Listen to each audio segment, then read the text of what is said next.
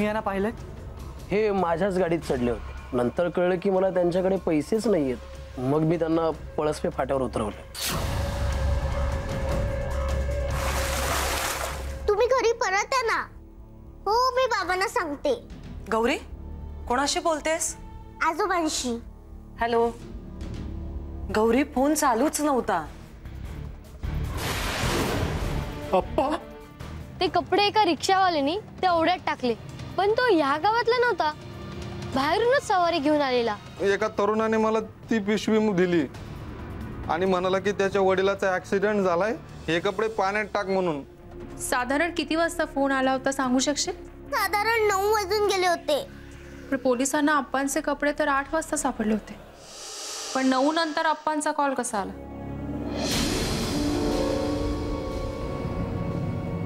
अस्मिता madam, तुमचा माझ्यावर विश्वास नाहीये का? गौरी,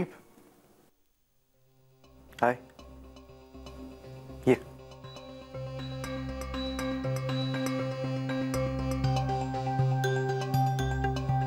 ये बात. नाही, तुमच्यावर विश्वास नाही असं नाहीये, पण आपल्याला गौरीवर अविश्वास दाखवून नाही चालणार. गौरी, नीट आठव. आजोबा फोनवर काय बोलले? ते म्हणाले त्यांनाच आठवत नाही ते कुठे आहेत, त्यांना परत यायचंय घरी. तिला कदाचित अप्पांचा फोन आल्याचा भास झालाही असेल, कारण ती सतत अप्पांचा विचार करत होती. पण सध्या तरी जर तिला अप्पांबद्दल काही कळू द्यायचं नसेल तर आपल्याला जरा तिच्या कलाने घ्यायला हवं.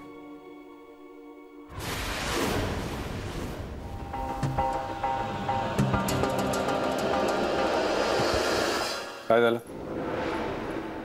तुम्ही दोघी इथे का उभे आहात? अभि नाहीये का घरात? कुठे बाहेर गेलाय? दिवसभर अस्मिताला घेऊन गेला होता बाहेर फिरायला. आत्ता सुद्धा मॅडमच्या ऑफिस मध्ये बसलाय. अहो, तुम्ही जरा बोला ना अभिषेक. अस्मिता सोबत कुठेतरी जायचं होतं म्हणून महत्वाची मीटिंग कॅन्सल केली त्याने. ठीक आहे गानू, दोघांना एकत्र वेळ घालवायला मिळत नसेल म्हणून आज अभिने खास तिच्यासाठी वेळ काढला असेल. अहो, मग तिच्या बरोबर जायचं ना फिरायला. हा तिच्या कामासाठी तिच्या सोबत गेला होता, कुठली तरी केस सॉल्व्ह करायला. तिचा ड्रायव्हर बनून आताही तिच्याच टीम बरोबर आहे. मला वाटलं होतं अभिमान अस्मिताला तिच्या कामाच्या व्यापातून जरा दूर करून संसारात अडकवेल.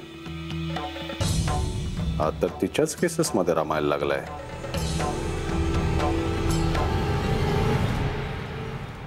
निघतो आम्ही. मी तुम्हाला रिक्षा स्टँड पर्यंत सोडून येतो. ताई, तू आजोबांना घरी आणशील ना? नक्की आणेन. चल.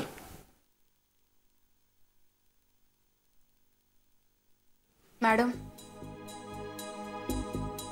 अप्पांना कसं परत आणणार होत आपण? मॅडम, मी खूप कन्फ्यूज आहे.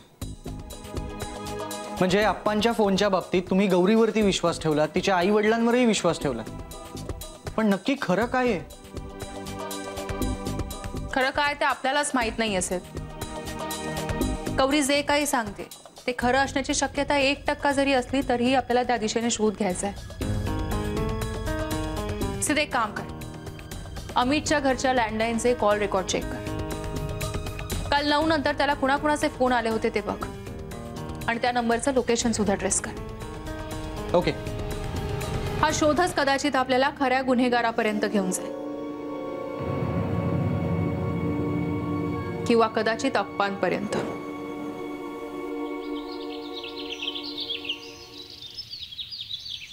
म्हणाली एक शक्यता अशी आहे की ते कपडे अप्पांचे असतील किंवा त्यांच्या मापाचे असतील,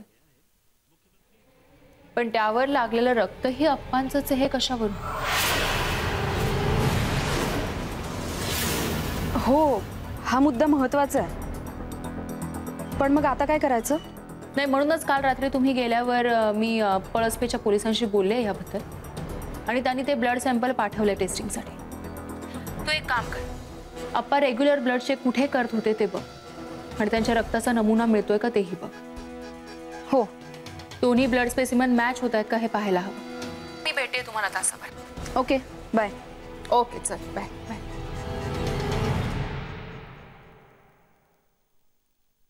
अस्मिता कुठे बाहेर चालली आहेस का?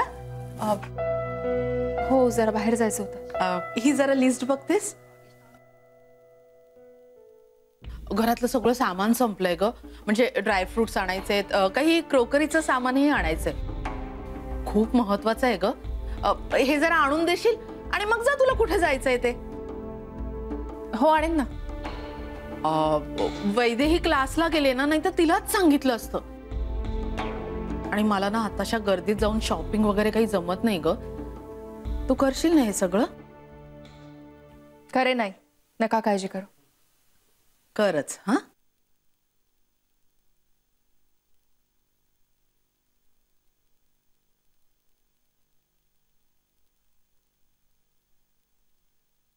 फारच लांब लिस्ट आहे ना. मी जाऊ? नाही पण वहिनी साहेबांना कळलं तर रागावतील त्या. केशव काका, तुम्ही अजिबात काळजी करू नका. दादानी अचानक हाक मारली म्हणजे मी बघते, घेते.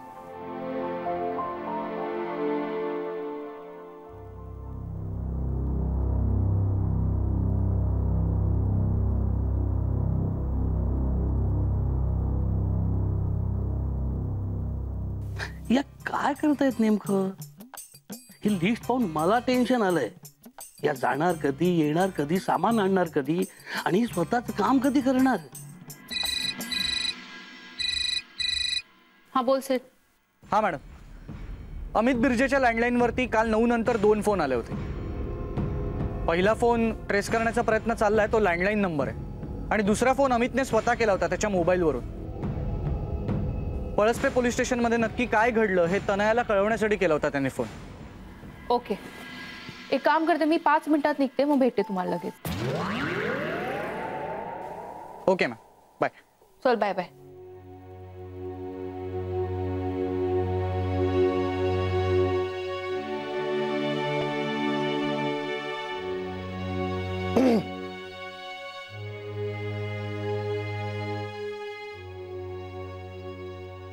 काय झालं? भाईसाहेबांनी शॉपिंगची मोठी लिस्ट दिली होती. घराबाहेरच पडले नाही. तो वर असिस्टंटला म्हणत होत्या 5 मिनिटात पोहोचते. तर मला सांगा, वहिनी साहेबांनी सांगितलेल्या कामाचं काय होणार? खाणार आईच्या बोलले नाही खाणार हो, तसं नाही. हे काय, तू अजून शॉपिंगला गेलीच नाहीयेस? झालं माझं शॉपिंग. हा,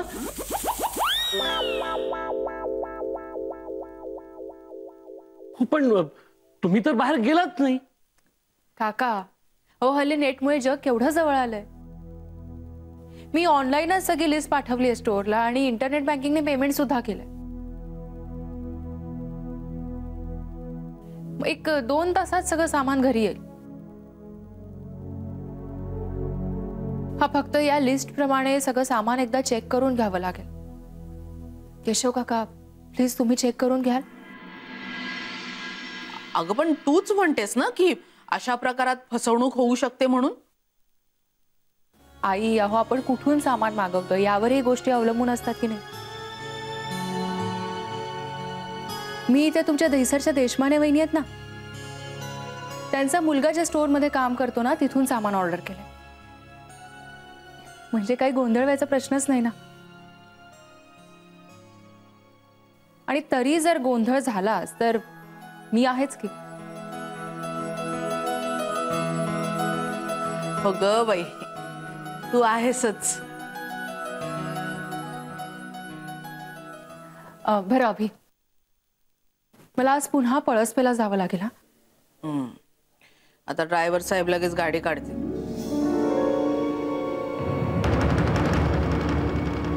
मग काय, आज कार की बाईक?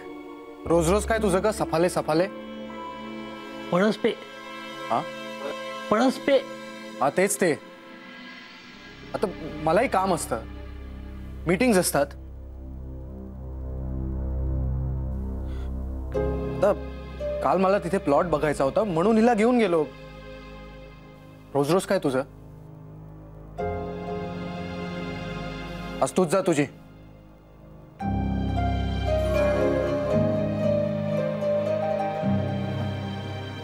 ठीक आहे.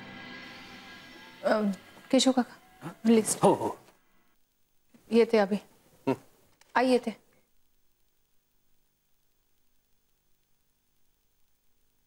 केशवा,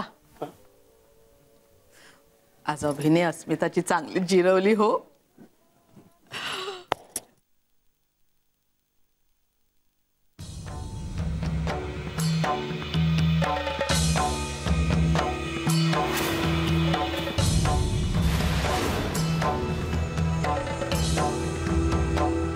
मी बघतोय ना सगळं. नाही, तुला बुद्धिबळ आवडत नाही, पण अस्मिता बरोबर लग्न झाल्यानंतर घरात चांगलाच बुद्धिबळ खेळायला लागलाय.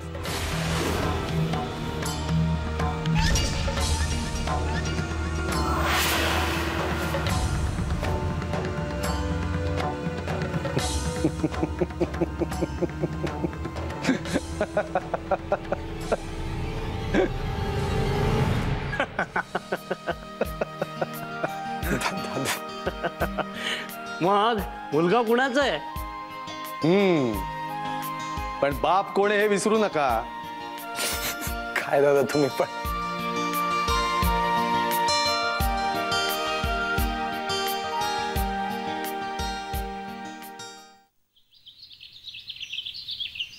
मॅडम, पोलिसांना फोन केल्यामुळे आपली कामं पटकन झाली. हो, पण तुमची शंका खोटी ठरली. म्हणजे ते रक्त आप्पांचंच आहे. याचा अर्थ जे काही झालंय ते आप्पांना झालं. मॅडम, अमितच्या लँडलाईनवरती आलेला पहिला कॉल ट्रेस झाला. तो नंबर प्रशांत मोहिते या माणसाचा. ॲड्रेस आणि लोकेशन पळसपे फाट्याचाच आहे. पण या प्रशांत मोहितेच्या घरून आप्पांच्या नावाने गौरीला कोण आणि कशासाठी फोन करेल?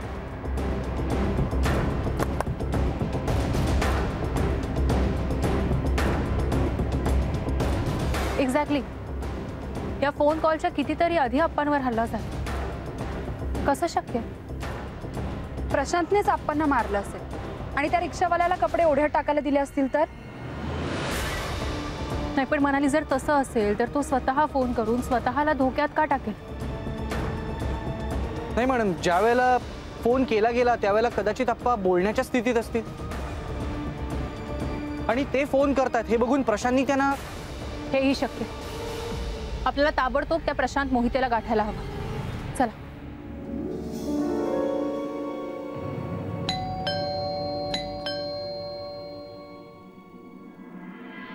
प्रशांत मोहिते तुम्हीच का? हो.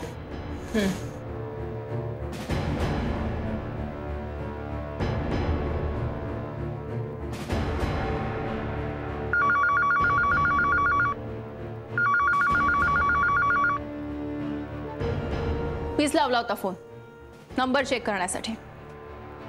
पण का का साधारण बिरजे या म्हाताऱ्या माणसाचा तो खून केलायस? अहो, काहीतरी काय बोलताय? अशा नावाच्या कुठल्या माणसाला मी ओळखत नाही हो. ए थोबाड बंद कर तुझं. देशपांडे, याला चौकीवर घेऊन जावा. मी या घरात झडती घेतो. मला मी काही केलेलं नाही. कदम सर, आप्पांची सोन्याची चेन आणि अंगठी शोधायची आपल्याला. माझं सहकारी तुम्हाला मदत करतीलच. आम्ही चौकीवर जातो. चला सर. साहेब साहेब सोडा मला. मी काही केलं नाही साहेब.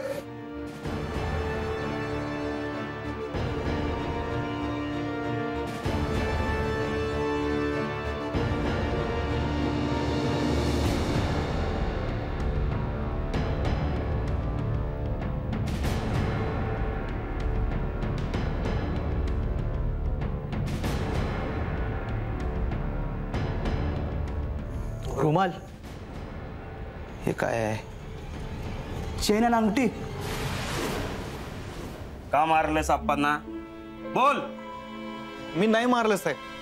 2 दिवस मी घरात काय गावात पण नव्हतो साहेब. माझ्या लग्नाच्या बोलणीसाठी मी संगमेश्वरला गेलो होतो. संगमेश्वरला कुठं ते मी विचारेन. देशपांडे, चंदरला घेऊन या. तुझ्या म्हणण्यानुसार जर 2 दिवस तू घरातच नव्हतास तर तुझ्या लँडलाईन वरून आप्पांच्या घरी फोन कसा गेला?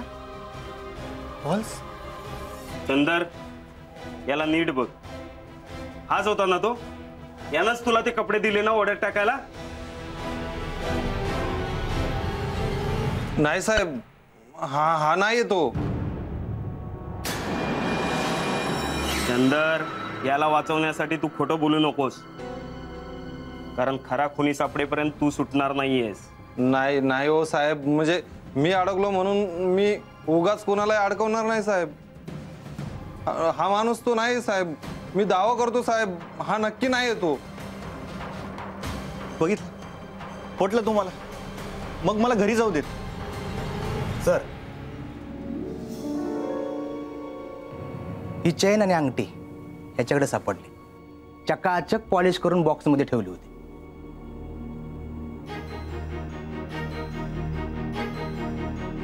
आता खरं सांग, तुझ्या विरोधात पुरावे मिळालेत. या दागिन्यांसाठीच त्या बिचाऱ्या म्हाताऱ्या आजोबांना मारलेस ना तू? नाही साहेब, हे दागिने मी पेनहून विकत घेतलेत. माझं लग्न ठरलंय, बायकोला देण्यासाठी विकत घेतलेत. मग याची पावती असेल तुझ्याजवळ. कुठे आहे पावती? पावती इन्स्पेक्टर साहेब, मी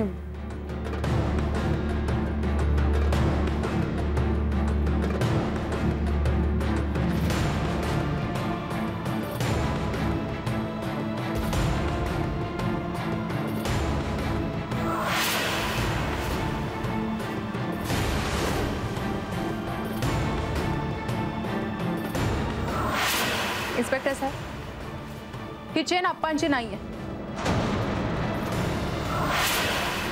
आणि ही अंगठी सुद्धा लेडीज फॅशनची.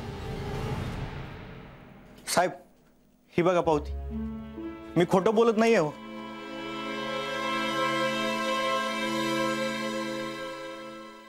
हे बघ, तरीही तू निर्दोष आहेस असं सिद्ध होत नाही. कशावरून तू अप्पांची दागिने विकून हे घेतले नसशील? हे बघ प्रशांत, जोपर्यंत तुझ्या घरच्या लँडलाईन वरून अप्पांच्या घरी फोन कसा गेला हे कळत नाही, तोपर्यंत तरी तुझी सुटका नाही. कदाचित काल माझा मित्र नंदन घरी थांबला असेल. परवा माझं एक महत्वाचं कुरिअर येणार होतं, त्यासाठी मी त्याला चाव्या दिल्या होत्या आणि घरी थांबायला सांगितलं होतं. म्हणून तो कदाचित कालही थांबला असेल. म्हणजे अप्पांचा खून या नंदनने केलाय तर का तूही त्याला सामील होतास? नंदनशी माझी महिन्याभरापूर्वीच ओळख झाली होती, पण मला चांगला वाटला होता तो, म्हणून मी त्याच्यावर भरोसा ठेवला. पण मला काय माहित होतं की असं काही करून तो मला अडकवेल. ठीक आहे, या नंदनचा फोटो आहे का तुझ्याकडे? तसा फोटो नाहीये, पण माझ्या मोबाईलमध्ये आम्हा दोघांचा फोटो आहे.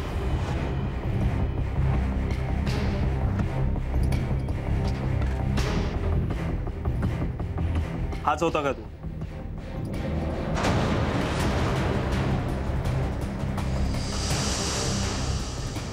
हो साहेब, हाच होता तो. यानेच मला ते कपडे ओढ्यात टाकायला दिले होते साहेब.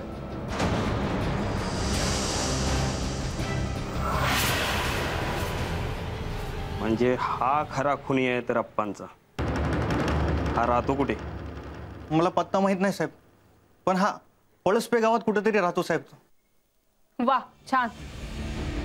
महिनाभरापूर्वी याच्याशी ओळख झाली. हा कुठे राहतो हे तुला माहीतही नाही आणि याच्याकडे घराच्या किल्ल्या दिल्यास तू. इन्स्पेक्टर साहेब, या नंदनला शोधायलाच हवं. आता तर आपल्याला त्याचा चेहरा कळलाय आणि तो पळसपे गावातच राहतो हेही कळलंय. मोरे, कदम, सगळं गाव पिंजून काढा आणि या नंदनला घेऊन या इथं. इन्स्पेक्टर साहेब, तुमची हरकत नसेल तर आम्ही जाऊ यांच्यासोबत. अहो, त्यात परवानगी काय मागताय मॅडम? तुम्ही कायद्याला आणि पोलिसांना मदतच करताय. इन्स्पेक्टर साहेब, तो नंदनचा फोटो आम्हालाही सेंड करा ना. हो, पाठव. Thank you inspector. चला दाजी.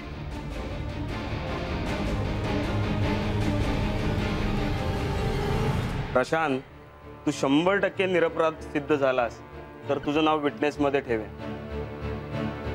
संशयित म्हणून नाही. पण हा नंदन सापडेपर्यंत तुम्ही दोघ जण लॉकअपमध्येच राहाल.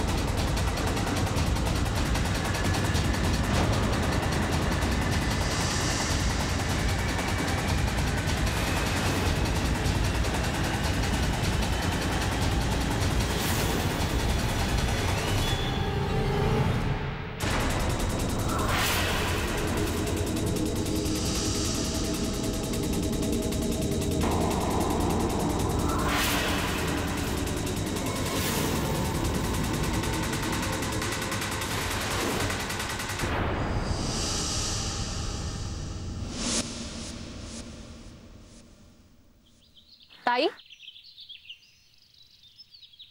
या मुलाला ओळखता तुम्ही? कुठे राहतो माहितीये? ऍक्च्युली लग्नासाठी स्थळ सांगून आलंय, त्याची जरा चौकशी करायची होती. नक्की काय माहित नाही, पण तिकडे पलीकडे कुठे जातो. थँक्यू. तो आज डबा धरून तर बसला नसेल ना, आणि त्याने आपल्याला पाहिलं असेल तर. मॅडम, हे असेल त्याचं घर.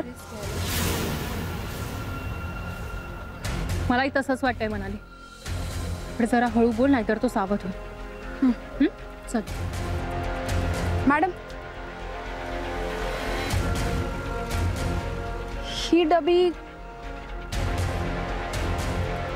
बडीशेप. ह्या डबीमध्ये आप्पा बडीशेप ठेवतात? म्हणजे बहुतेक ही अप्पांचीच डबी आहे. मॅडम, आप्पांना मारलं पळसपे फाट्यावरच्या घराजवळ, मग त्यांची ही डबी इथे या गावात, म्हणजे आप्पा इथे सुद्धा येऊन गेले? नाही म्हणाली, तशी शक्यता फारच कमी. कदाचित असं झालं असेल की नंदनने अप्पांची पिशवी पळवली असेल. चल बघूया.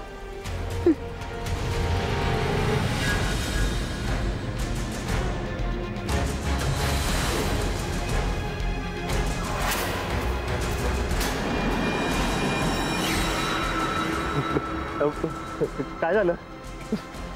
मला का पकडलंय?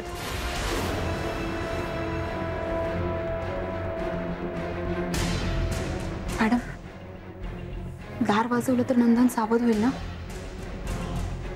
मनाली दार आतून बंद नाहीये, नुसतं लोटलेलं आहे. तो आत डबा धरून तर बसला नसेल ना, आणि त्याने आपल्याला पाहिलं असेल तर. पण आपल्याला रिस्क घ्यायलाच हवी. चल.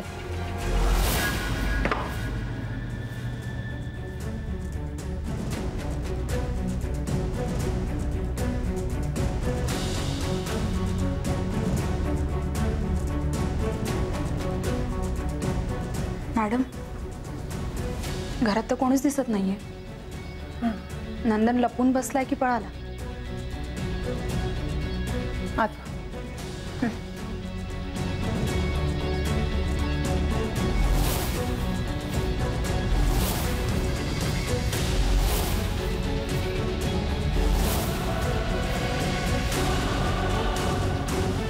काहीच नाही.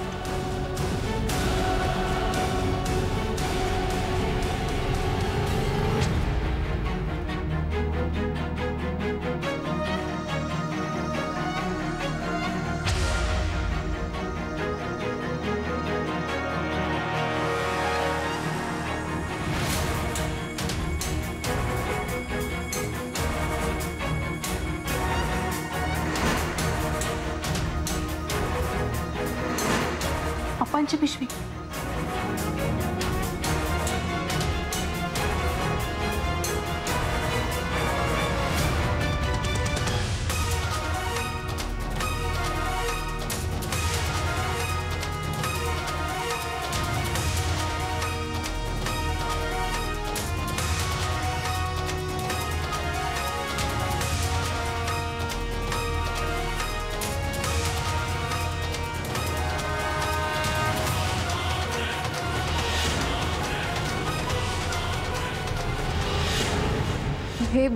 हे अप्पांचे दागिने.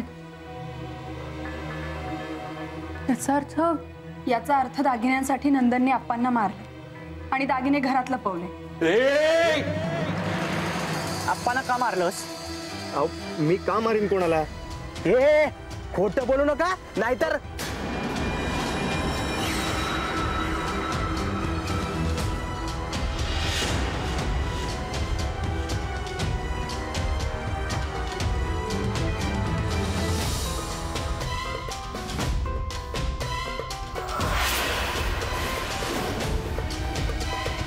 अप्पा, तुम्ही इथे? आम्हाला वाटलं होतं की कसे आहात तुम्ही अप्पा?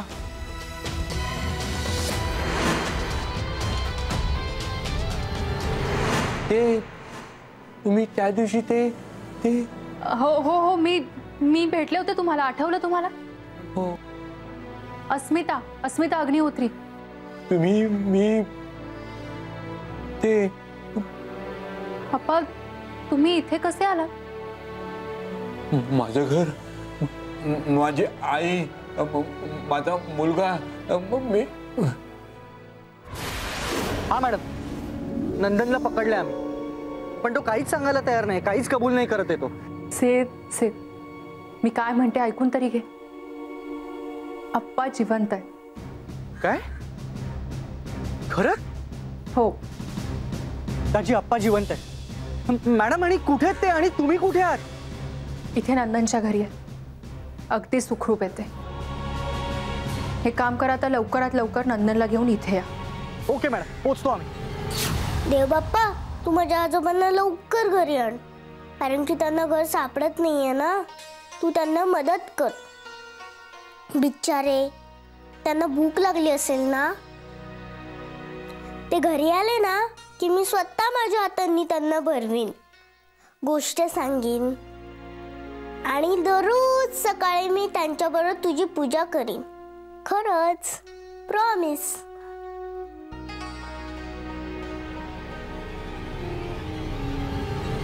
आता कसं समजवायचं हिला?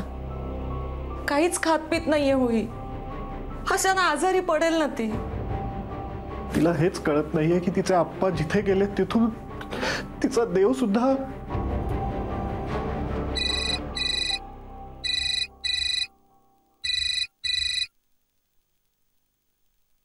हॅलो, काय? आप्पा सापडले?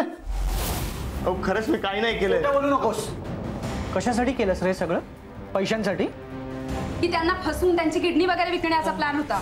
आता तू गेलास. थांबा, त्याने मला मारलं नाही, उलट त्याने मला वाचवलं.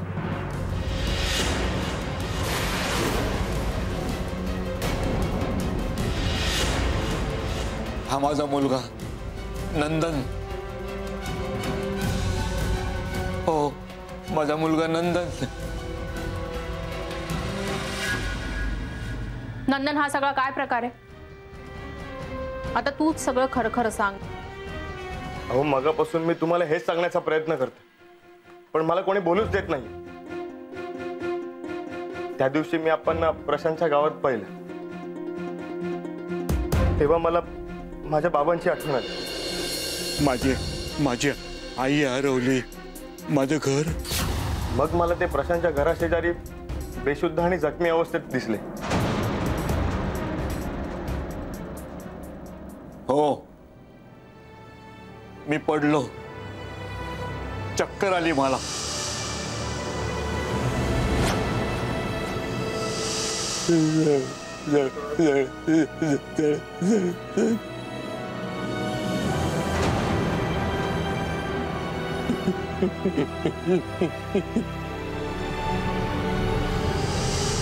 मी तसंच आपण प्रशांतच्या घरात नेलं, त्यांच्या जखमेवर मलमपट्टी केली आणि त्यांच्या रक्ताने खराब झालेले कपडे एका रिक्षावाल्याला दिले आणि ओढ्यात टाकायला सांगितले. पण मग तुझ्या वडिलांना अपघात झालाय असं का सांगितलंस त्या रिक्षावाल्याला? 4 महिन्यांपूर्वी कामाला गेलेलो असताना माझे वडील असेच जखमी झाले होते. ते तडफडत होते, त्यांच्याकडे कोणी लक्ष दिलं नाही. आप्पांना या अवस्थेत बघून मला माझ्या बाबांची आठवण झाली. मला राहवलं नाही, म्हणून मी त्यांना इथे आणलं. पण ते कोण, कुठले, त्यांना काहीच सांगता येत नव्हतं. पण मग असं लपवून का ठेवलंस? पोलिसांना का नाही कळवलंस? यांच्या घरचे वाट पाहत असतील, त्यांना शोधत असतील, एवढा साधा विचार नाही आला तुझ्या मनात? त्यांना काहीच सांगता येत नव्हतं. मी तरी काय करणार?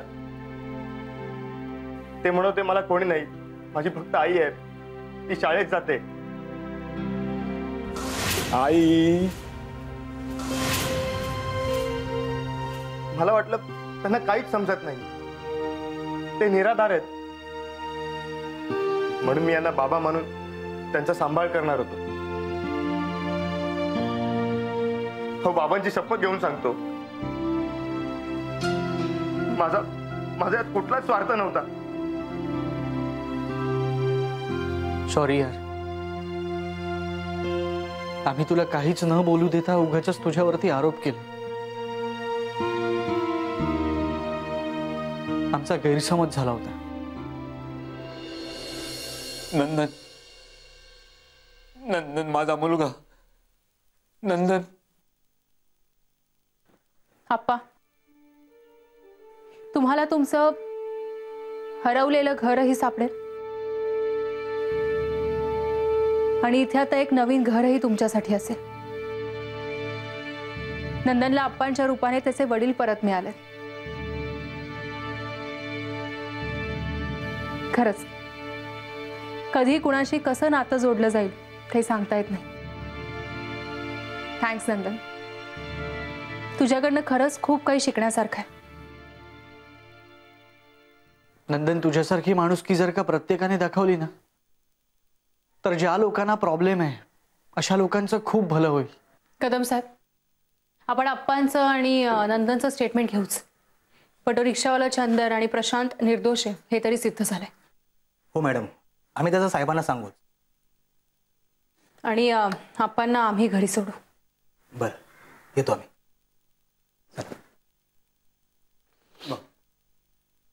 हा नंदन, हा नंदन माझा मुलगा, माझा मुलगा.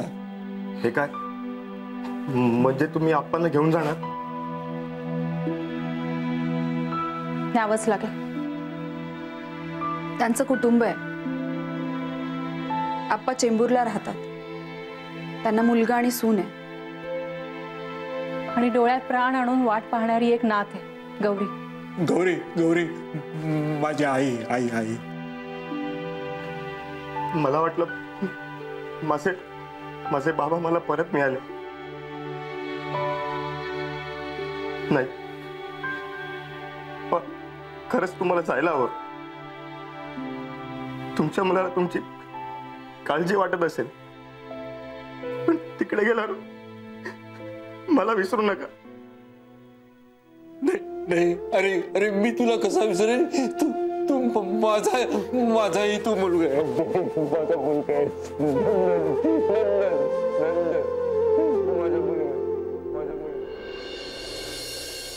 Thank you so much madam.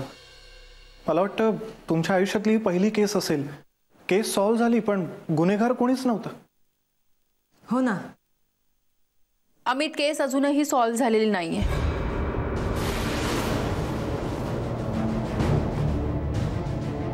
खरा गुन्हेगार सापडायचा आहे अजून. म्हणजे काय म्हणायचंय काय तुम्हाला? म्हणजे त्या दिवशी आप्पा या खिडकीतून बाहेर गेलेच नव्हते. ते दारातूनच गेले होते, कारण दाराची कडी मुद्दाम उघडी ठेवण्यात आली होती. नाही, मी असं का करेन ना. आणि आप्पांची डबी तुम्हालाच तर खिडकी खाली सापडली. कोणी का, कशासाठी, काय केलंय हे ज्याने त्याने आपापल्या मनाला विचारायचं. आणि त्यांना इथे येताना वाटेत मी आप्पांशी बोलले. त्यांनी मला असं सांगितलं की त्यांनी त्यांची रिकामी डबी तुला दिली होती आणि बडीशेप मागितली होती. नाही, पण मला असं काहीच आठवत नाही. आणि आप्पा काहीही बोलतात, माहितीये ना तुम्हालाही. नाही, आप्पा असंबद्ध बोलत नाहीत. माझा त्यांच्यावर पूर्ण विश्वास आहे. तू त्यांना असं सांगितलं की सध्या दुसऱ्या डबीतली बडीशेप पुरवा, कारण घरातली बडीशेप संपली. ती दुसरी डबी आम्हाला नंदनच्या घराबाहेर सापडली आणि रिकामी डबी तू स्वतः या खिडकीतून बाहेर टाकलीस.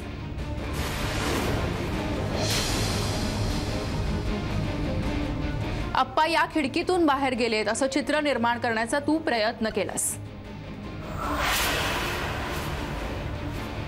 आप्पा न सांगता घराबाहेर जातात हे तुला व्यवस्थित माहित होतं आणि म्हणून मुद्दाम तू दाराची कडी उघडी ठेवलीस.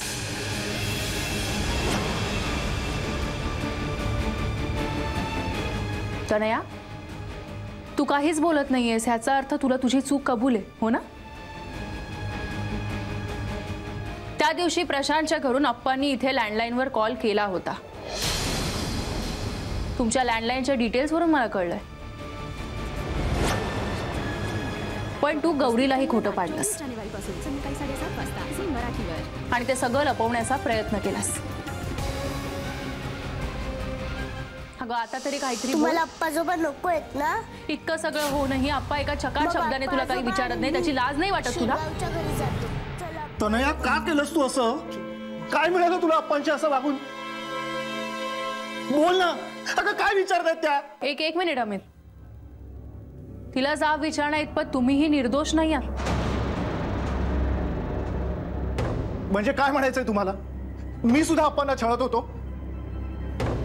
अमित, फक्त शारीरिक छळ करणं म्हणजेच अन्याय होतं असं नाही, तर मानसिक त्रास देणं हाही छळ करण्याचा एक प्रकारच आहे.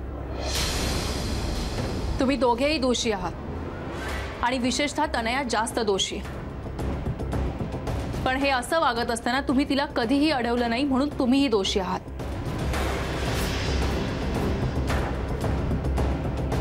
गौरी शाळेत गेल्यानंतर अप्पा तिला शोधायला बाहेर का पडत होते माहितीये तुम्हाला?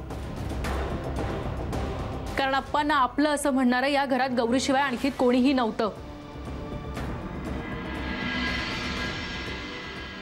आणि म्हणूनच अप्पांनी नंदनला असं सांगितलं की त्यांचं कोणीही नाहीये, त्यांना फक्त आई आहे आणि ती म्हणजे गौरी. अरे तुमच्यापेक्षा तो नंदन लाख पटीने चांगला आहे. रक्ताचं नातं नसून सुद्धा त्याने अप्पांची सेवा केली, त्यांना वडिलांच्या जागी मानून त्यांना सांभाळलं. अप्पा तिथून निघाले तेव्हा तो रडला होता आणि तुम्ही तर अप्पा या घरातून कधी बाहेर जातायत ह्याचीच वाट पाहत होता. आई बाबा, तुम्हाला अप्पाजोबा नको आहेत ना? मग अप्पा आजोबा आणि मी शिरगावच्या घरी जातो. चला अप्पा आजोबा. अप्पा, अप्पा चुकलो मी. अप्पा, अप्पा चुकलो मी. अप्पा प्लीज मला सोडून जाऊ नका. अप्पा चुकलो मी. हे गौरी, बाळा सांग ना ग तुझ्या अप्पांना, चुकलो का मी? स्वतःच्या आई वडिलांना जी मुलं सुखी ठेवू शकत नाहीत ना, त्यांची मुलं सुद्धा त्यांना नंतर विचारत नाहीत, हे तू दाखवलंस आम्हाला. गौरी प्लीज, तुम्ही दोघेही नका जाऊ ना. आम्हाला हवे आहात तुम्ही दोघेही. अप्पा चुकलो ना, पुन्हा अशी चूक कधी नाही होणार माझ्याकडून. अप्पा, मी चुकले अप्पा, मला माफ करा असं म्हणायची हिंमतही नाही हो माझ्या. पण प्लीज आम्हाला सोडून जाऊ नका. आम्हाला दोघांनाही तुम्ही हवे आहात. अप्पा, मी खरंच खूप चुकीचा विचार करत होते हो तुमच्याबद्दल. पण प्लीज मला एक संधी द्या सुधारण्याची. या पुढे आपलं नातं सून आणि सासऱ्याचं नसेल, तर मुलगी आणि वडिलांचं असेल. खरंच? अगदी खरं.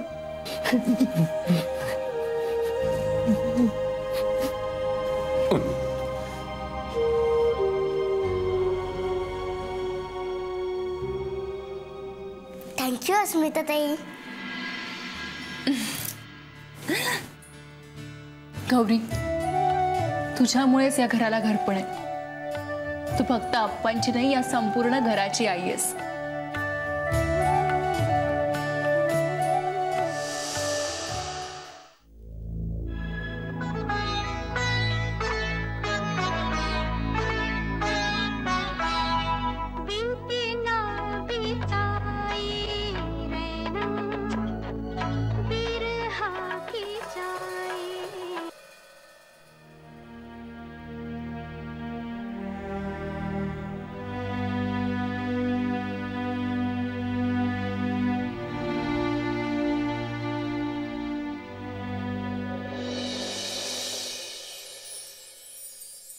आई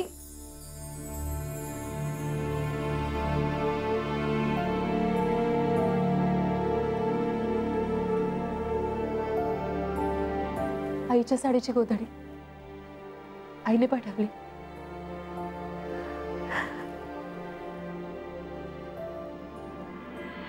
त्याची आज गौरीमुळे आईची खूप आठवण येते. ती गौरी इतकी लहान असूनही तिच्या आजोबांची आई बनून त्यांना सांभाळते. आणि मी आईची अशी अवस्था असूनही काहीच करत नाही. खरं तर मी तिची आई बनून तिला सांभाळायला हवं, पण तिला तुमच्या आधारे सोडून मला इथे सासरी राहायला लागतंय. म्हणजे खरंच सांगते, मी दोन्ही घरच्या जबाबदाऱ्या सांभाळण्याचा खूप प्रयत्न करते, पण नाही जमत आहे मला.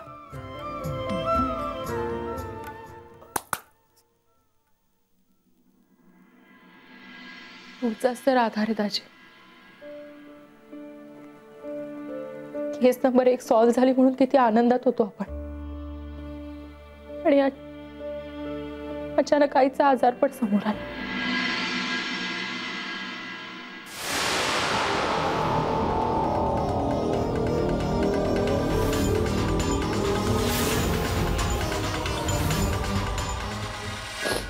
त्याचे कधी कधी ना मला उगाच असं वाटतं,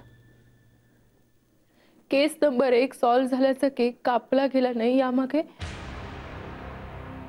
नियतीचा काही संकेत तर नसेल. तो निव्वळ एक योगायोग होता.